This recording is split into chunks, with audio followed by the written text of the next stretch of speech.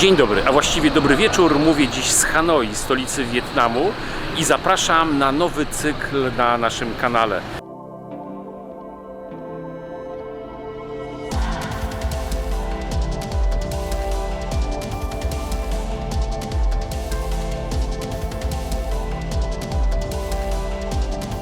Nie będę mówił, jak ta seria będzie wyglądała, gdzie będziemy, dlatego że ta podróż będzie się układała sama w zależności od tego, jaka będzie pogoda, bo tak sobie ustaliliśmy wcześniej z Doris.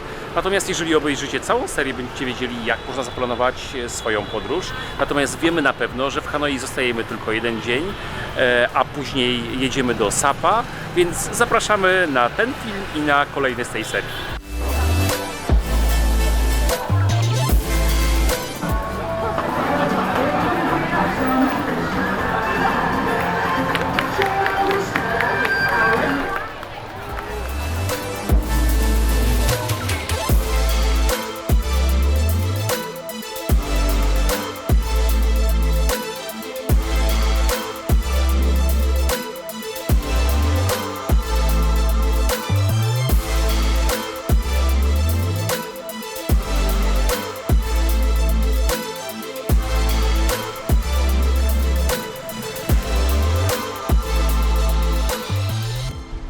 Punktem centralnym Starego Miasta jest jezioro, a na nim czerwony most wschodzącego słońca, który jest popularnym miejscem spotkań zakochanych. Most prowadzi do niewielkiej, lecz malowniczo położonej świątyni, znajdującej się na wyspie. To się nazywa korek i każdy sobie radzi.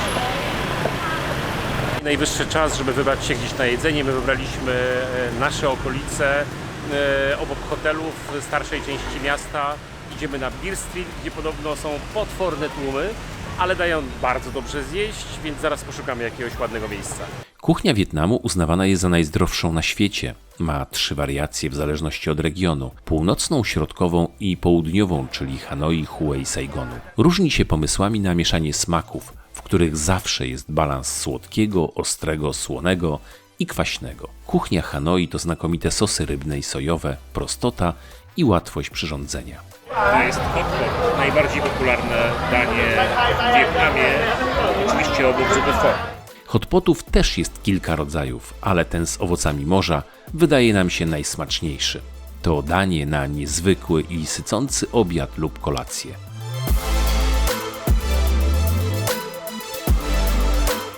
Polecamy też spróbować lokalnych ślimaków z sosem rybnym mieszanym z chili i imbirem.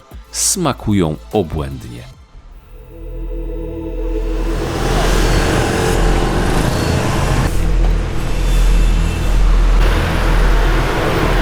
Zwykły dzień, miejska dżungla, do której można szybko przywyknąć. Jedyny problem to smog, dlatego wiele osób używa maseczki na twarzy.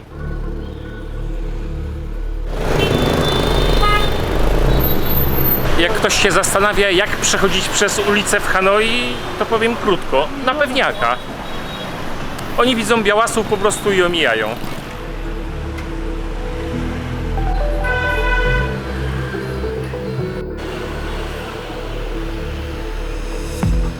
Hanoi jest stolicą Wietnamu i drugim największym pod względem ludności miastem w kraju. Ma około 4 milionów mieszkańców, a dużą gęstość zaludnienia widać szczególnie w centrum miasta.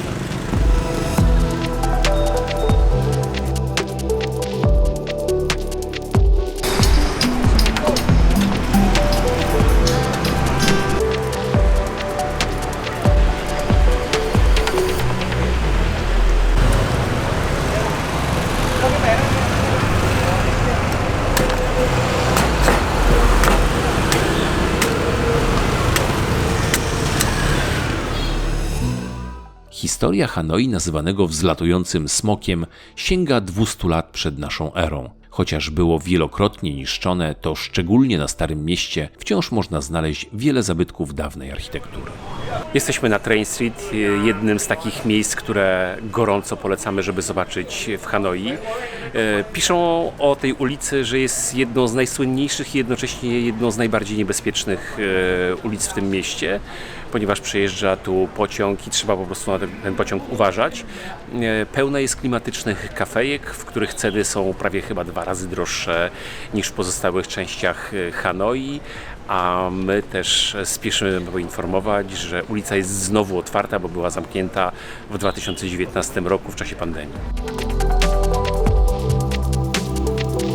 Pociągów jest jednak zdecydowanie mniej. Jedyny popołudniowy jechał o 15:40, więc warto być tu wcześniej, przysiąść i czekając na niego nacieszyć oczy klimatem miejsca.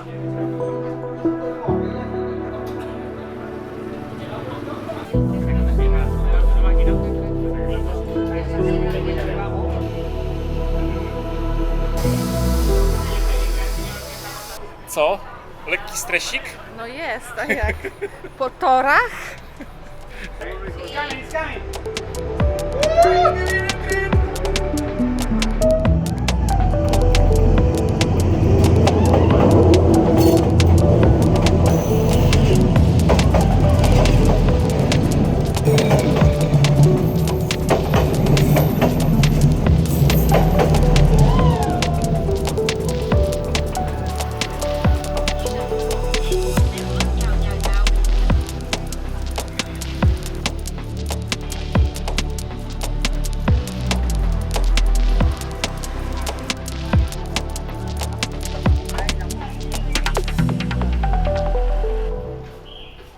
Już mamy pierwsze spostrzeżenia.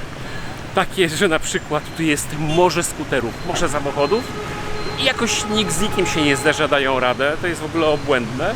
Ale z drugiej strony wygląda na to, że tutaj przepisy ruchu drogowego nie istnieją, zdarzały się samochody zaparkowane na pasach, whatever, jakkolwiek. Hanoi nie porywa architektonicznie. Nawet ta starsza część, w której my jesteśmy, w której chodzimy i w której mieszkamy, za to absolutnie porywa kulinarnie. To jest sztos, co tutaj można spróbować, co można zjeść. Zresztą zobaczycie to za chwilę. Wietnamczycy to naprawdę mili i jacyś tacy niezbyt nachalni ludzie, bo wiemy, jak to bywa w świecie, gdy ktoś nas ciąga za rękaw, próbuje coś sprzedać. Natomiast nie bójcie się agencji kupowania jakichś przejazdów, wycieczek, dlatego że często okazuje się, że jest to tanie lub tańsze i można jeszcze wynegocjować jakąś zniżkę. Nam się tak akurat na przykład udało. Z ważnych informacji też taka, że nie funkcjonuje już Uber, który się z Wietnamu wycofał. Jeżeli chcecie pojeździć sobie jakąś taksówką albo skuterami, które też działają jak taksówka, to na przykład bardzo popularna jest taka sieć Grab. Apkę możecie ściągnąć w obydwu sklepach i na iPhony i na Androidy. I też jeszcze jedna ważna rzecz. Nie do końca ufajcie, jeśli pytacie o drogę, o kierunek, ponieważ czasem się zdarza tak, że Wietnamczyk wam pokaże tak na pewniaka jakieś miejsce, a to nie jest to miejsce. Nam się już tak nieraz zdarzyło, bo to nie jest ich złośliwość, tylko oni się wstydzą na przykład przyznać, że nie znają tego kierunku, nie znają miejsca lub czasem nie do końca dobrze mówią po angielsku. Ale generalnie w Hanoi warto się zatrzymać, chociaż na jeden dzień. Będąc w Wietnamie warto spróbować kawy z jajkiem Egg Coffee, a tak naprawdę to jest kawa z koglem moglem. Jest ona dosyć popularna w Wietnamie, dosyć. Ona jest bardzo popularna w Wietnamie. Najstarsza knajpka w Hanoi znajduje się tutaj, po mojej lewej stronie. Zaraz do niej wbijamy i pokażę Wam, jak to wygląda i opowiem, jak smakuje. Cafe Giang powstało w 1946 roku. Założył je Nguyen Giang, który wymyślił Egg Coffee, zastępując brakujące wówczas mleko jajkami. Oprócz kawy jajecznej w karcie jest 20 innych rodzajów, więc nikt nie może narzekać na brak wyboru.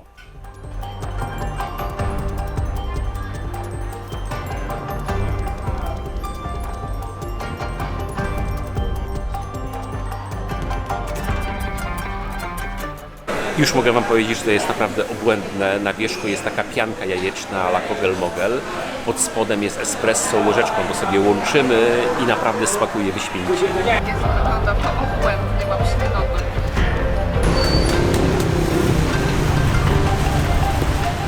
Trafiliśmy do knajpki, która jest znana z tego, że jest znana, ponieważ pewnego razu zaszedł do niej Barack Obama z Anthony Bourdain. Zamówili pewien zestaw i od tego czasu walą do tego miejsca turyści.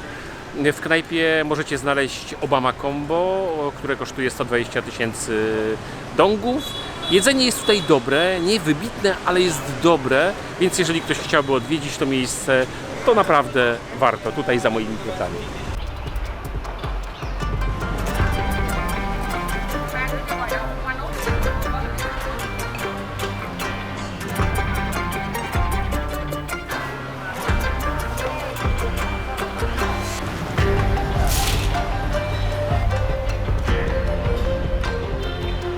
Weszliśmy w jedno z podwórek, słuchajcie, i taki klimat, że w ogóle szok.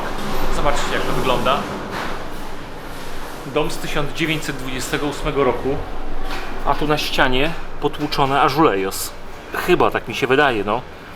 Tak wyglądają na portugalskie płytki.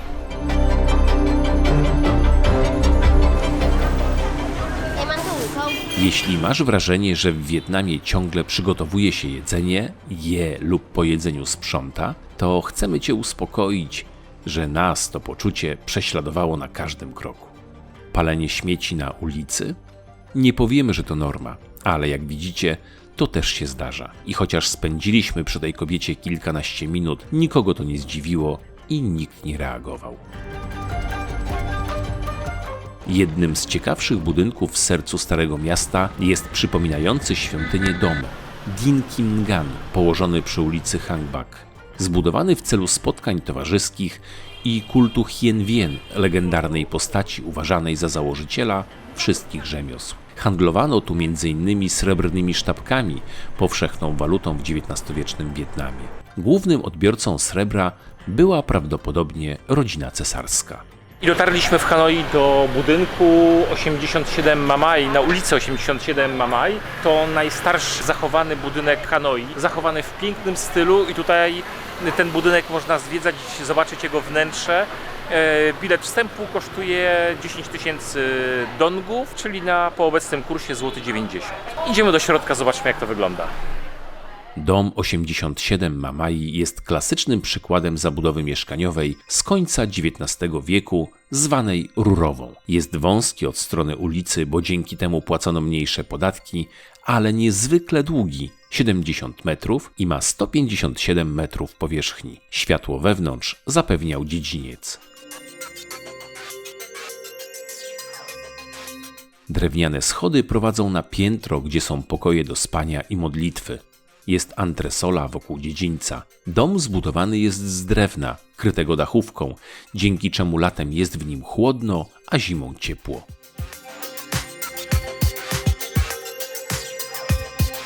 Powiem wam, że warto tutaj było wejść do środka. Tu jest absolutnie pięknie. Ten dom jest tak pięknie zachowany i takie ma piękne detale. Jestem pod wrażeniem. Naprawdę, jeżeli będziecie mieli możliwość tutaj wejść, to gorąco z całego serca polecam. Wybraliśmy się w Hanoi jeszcze w jedno miejsce, do French Quarter, do takiego francuskiego kwartału, a przy okazji obserwuję, co jest wokół mnie. Słuchajcie, las skuterów. I to jest jakiś parking, bo taka dzielnia wygląda na warszawski Mordor, wokół trochę wieżowców, więc pewnie wszyscy przyjeżdżają tutaj do pracy, zostawiają skutery, no i lecą do roboty. No ale strasznie dużo tego, co?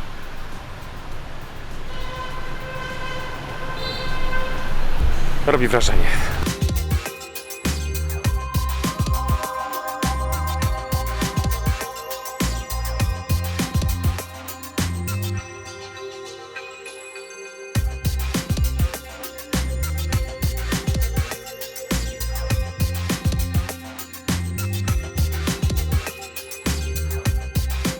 Trochę nam dzisiaj deszcz się rozpadał, dlatego wbijamy do takich miejsc zamkniętych.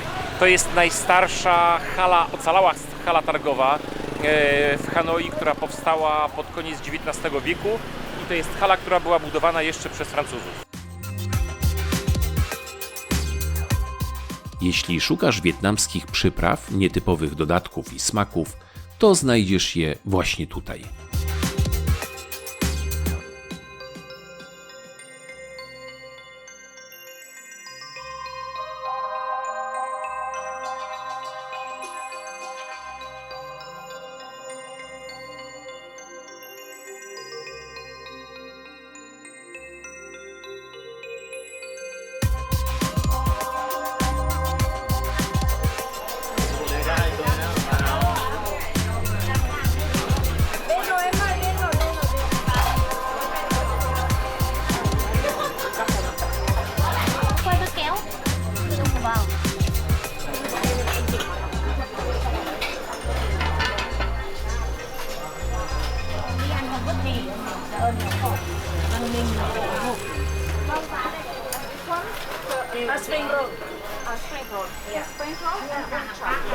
Jest 12:30, okazuje się, że to jest pora obiadowa.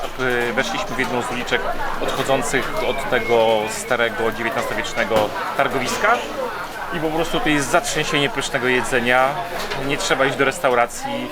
Miejscowi jedzą tutaj i to wszystko wygląda naprawdę wyjątkowo smakowicie. Siedliśmy po to, żeby spróbować najsłynniejszą w Hanoi zupę bun chai. Powiem wam, że ona jest przepyszna, ona jest takimi smażonymi kotlecikami. Ta pani tutaj za mną te kotleciki smaży na normalnym drewnie. Do tego są oczywiście wszystkie lokalne zioła, jest młody bambus, pędy bambusa, masę pysznych, cudownych smaków i naprawdę gorąco polecamy, nie bójcie się takich miejsc, spróbujcie. To jest absolutnie pyszne i ten balans smaków, który jest w Wietnamie wyjątkowy, mi on bardzo pasuje.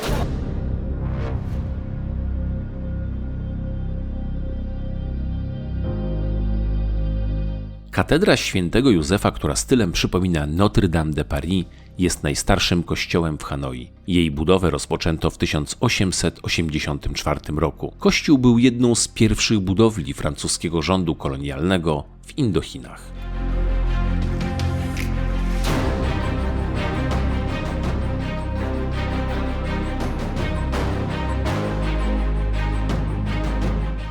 Kolejne ze sławnych kulinarnych miejsc za mną. Nazywa się Pho 10, tutaj można zjeść słynną zupę pho. W środku jest oczywiście trochę turystów, ale są też lokalsi, więc też warto, polecamy. My tutaj nie jedliśmy, więc nie powiemy wam jak smakuje, bo najedliśmy się już we wcześniejszych miejscach, w których próbowaliśmy. A teraz póki jeszcze nie zajdzie słońce, lecimy wam pokazać kolejne ładne miejsca. W małym korytarzyku mała manufakturka makaronu i papieru ryżowego.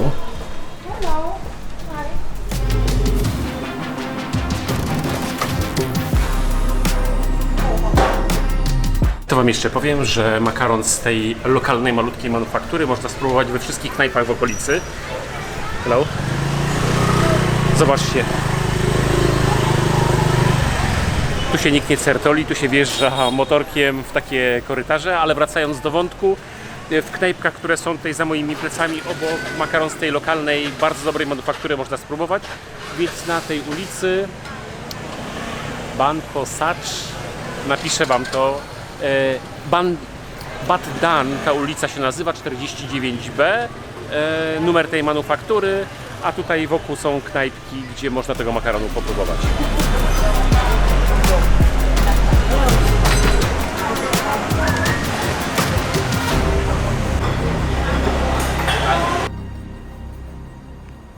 Ten autobus sypialny zabierze nas do Sapa na północy Wietnamu, skąd pokażemy wam kolejny film.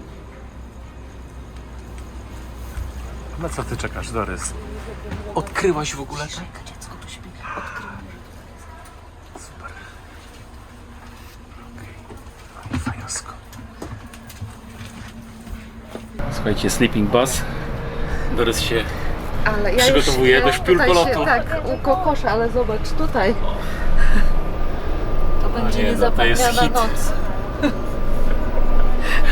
No dobra, to dobranoc. Dobranoc. Powiem wam, że tu nie jest najgorzej. Ja do najkrótszych nie należę, 1,86 m, ale jakoś spokojnie sobie radzę, nogi można wyciągnąć, więc to jest bardzo dobra opcja, żeby przejechać z Hanoi do Sapa. Są właściwie dwie opcje, bo jest pociąg nocny, taki sypialny i są autobusy. My wybraliśmy autobus. Chcesz się położyć na takim tym? Tak. No to proszę, to połóż sobie pod głowę, żebyś miał czyściutko i świeżo. Nagrałem ten gaduła i dopiero zobaczyłem, co jest za mną. Słuchajcie, no w takim anturażu to naprawdę jeszcze nie jechałem. Coś mi... Taki randkowóz. Randkowóz mówisz? Chyba Dorys. Tylko my mamy wykupione właściwie tak, niby chyba jedno takie, ale jest wolne i korzystamy z dwóch. Więc to taka, no, dodatkowa opcja.